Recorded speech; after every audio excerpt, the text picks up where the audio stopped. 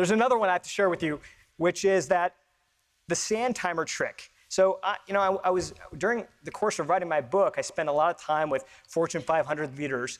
And I went inside a company one time and I saw that one of the guys had a sand timer on his desk. And so I asked him about it. I said, well, why the sand timer? And he says, look, every once in a while, I'll have a problem, something that's nagging me. It could be something from home. It could be something from work. And it's really, really hard for me to get present with all the other things I need to do. So I'm going into my team meetings and I'm finding that one thing is still just sort of nagging at me. And so what I decided to do is I decided to buy one of these sand timers. And what I'll do is I'll shut the door to my office and I'll literally flip it over. It's a 5-minute timer.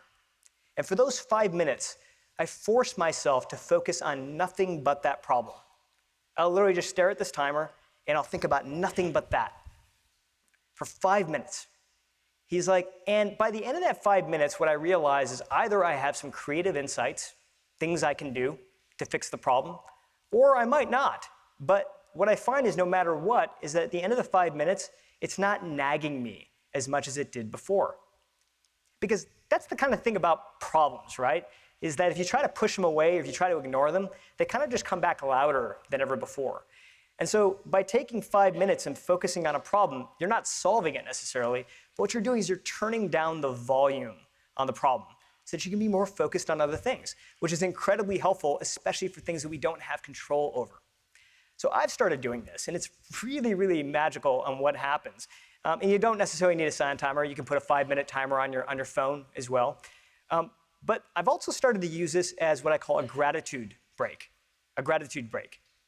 Right? And just taking 5 minutes whenever something good happens in your life.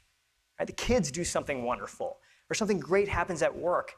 And how often do we just jump from that win to the next thing, right? Without taking that time, that moment.